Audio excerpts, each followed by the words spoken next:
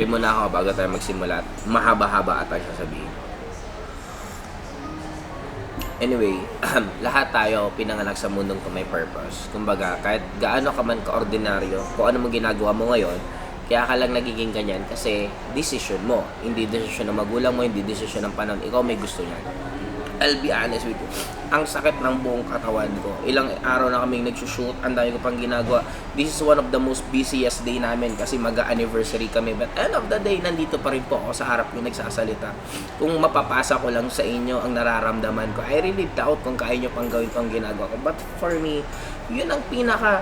Sabi ko, lahat na nangyari is a purpose eh. Kumbaga, nagkataong ganit pa episode namin, nasakto pang may trangkaso na ako, sakit pa ng buong katawan ko. Pero sabi ko, the show must go on eh. Kaya, a question is how bad you want to be successful sa buhay. Kasi, sabi ko nga kanina habang nag-CR ko, kaya mo bang maging masaya habang umiiyak?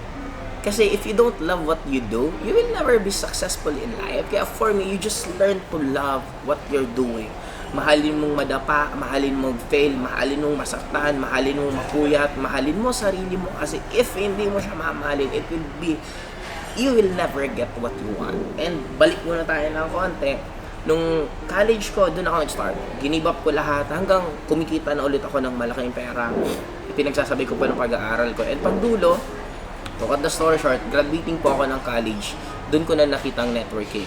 Nung nakita ko ang networking, sobrang 180 degrees shifting ako doon. Kasi totoo, ayaw ko rin talaga ng networking dati. Negative ako sa networking kasi nga, pyramiding siya, scam siya. Yun ang lagi ko naririnig. But after I realized gaano kaganda ang networking, doon ko siya tinuloy. And doon ulit ako nag-start na nung college ko, minsan wala akong exam na hindi ko ina-attendan. Lagi kong ina-attendan kasi ang hirap mag-special exam kasi wala kang makopyahan. Kaya ang ginawa ko, nung first time ko mag-networking na graduating ako ng kolehiyo, as in, lagi na ako nag-special exam. Sabi ko nga, kung nakita ko ang networking, siguro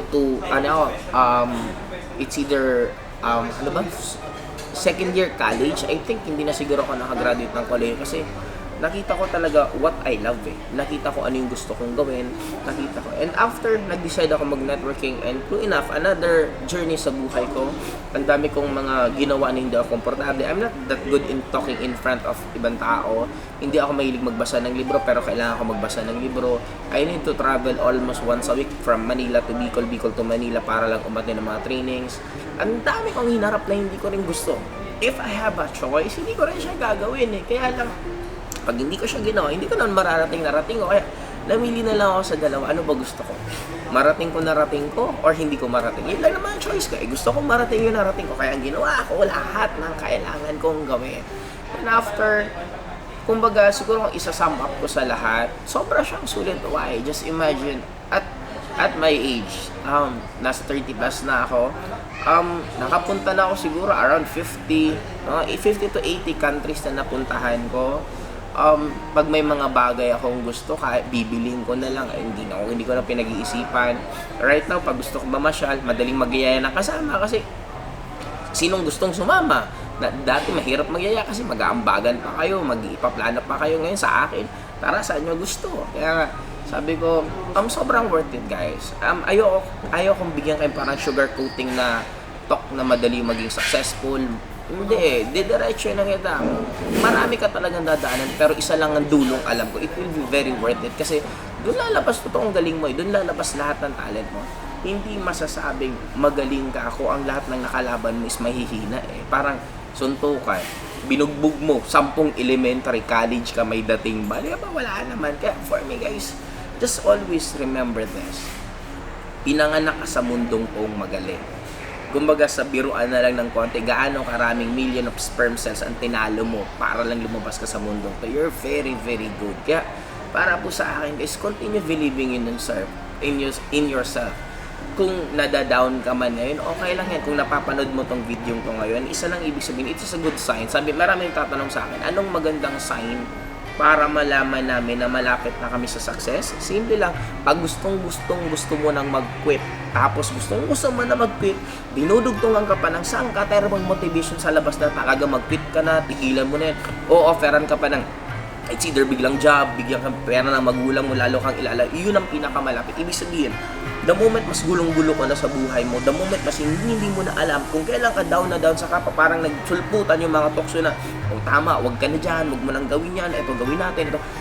Mas lalo mong ituloy ginagawa mo kasi mas malapit ka doon. Guys, tandaan mo, parang sa running lang yan, sa marathon. Saan ba mas nakakapagod? Sa umpisa sa dulo nandun yung gustong-gusto mo na mag-quit, gustong-gusto mo nang ibigay sarili mo, gustong-gusto mo nang tumigil kasi lahat nagpapasok sa isip mo, malayo pa pupuntahan mo, kaya mo. But ako na mismo magsasabi, based on my personal statement, personal experiences ko, guys, lahat ng tao na tinuloy-tuloy nila yung pinapaniwalaan nilang gusto nila, sure 100% nakuha nila yun eh. Kaya para sa akin, guys, sabi nga nila, ako bakit ko ito ginagawa until lang, kasi nanghihinay ako, mainitin ulo ko, I'll be honest with you, mainitin ulo ko at nababatrip ako sa mga tao na sobrang magagaling, sobrang talented at hindi nila nilalabas yung totoong galing nila. Doon ako umiinit ang ulo ko kasi lahat tayo were designed to be great.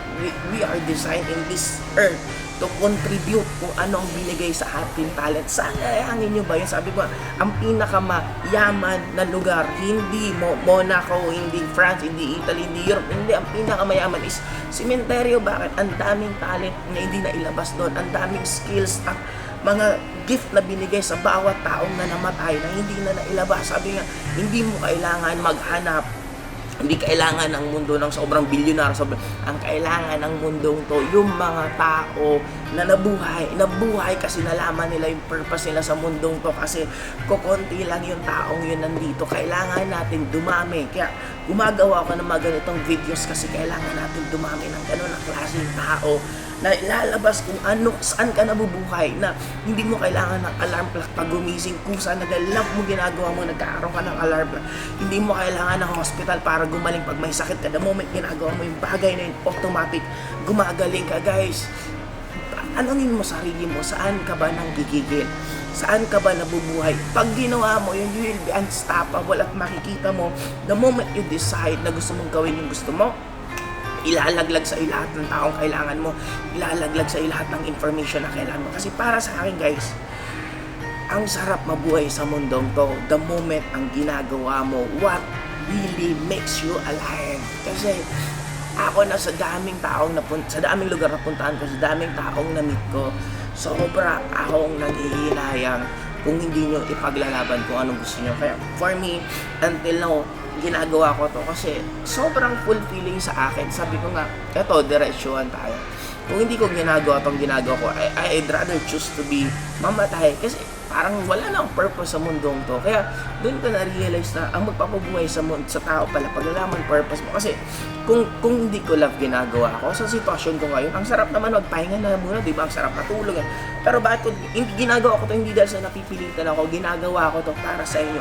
Para sa inyong mga nanonood na dumadating din ako sa point na masama pakiramdam ko. Dumadating din ako sa point na namimili din ako, gagawin ko ba siya or hindi. But I'd rather to choose to do the things na importante rather than to do the things na gusto ko lang gawin kasi magkaiba yun. Kasi for me, para saan pa nabuhay ka sa mundong to kung hindi mo ilalabas yung totoo mong potential. Kaya sa akin, guys, just imagine right now we're doing this CEO engines and pinagsasabay ko pa yung mga kailangan kong gawin sa network ko. Pero for me, sobra siyang fulfilling. Kaya para sa akin, guys, siguro dito tayo muna magtatapos. Huwag mong limitahan ang sarili mo. And huwag mong hayaan ang ibang tao na bigyan ka ng sariling limitation. Kung meron kang nakitang pangarap mo at meron kang naramdaman na kakaiba sa gusto mo at sabi sa'yo ng kaibigan mo, ng magulang mo, wag yan ang gawin mo, wag mo silang pakinggan kasi una sa lahat, hindi nga nila nakita at naramdaman yung nararamdaman mo. At pangalawa, kung bakit nila hindi makita at hindi nila maramdaman kasi hindi nga para sa kanila yun, para sa'yo yun. Kaya ikaw lang talaga dapat ang makakaramdam nun, ikaw lang talaga dapat ang makakaintindi at makakakita nun. Kaya for me, guys, fight for what you love. Hindi man siya magiging madali. Huwag ka mag-alala, marami naman tayong dumaan sa ganyan eh. Nandito naman kaming dumaan sa ganun eh. Pero ang sasabihin lang namin sa'yo, worth it. Worth it yung laban na gagawin mo. It's sobrang worth it na hindi lang pala sarili yung matutulungan mo, kung hindi ang daming ibang tao matutulungan ka dahil sa pinaglaban mo lang talaga kung anong gusto mo. Kaya para sa akin, guys, cheers sa lahat mo ng nangangarap. Cheers sa lahat ng tao na gusto pa nilang ipaglaban yung gusto nila. Nandito lang po kayo.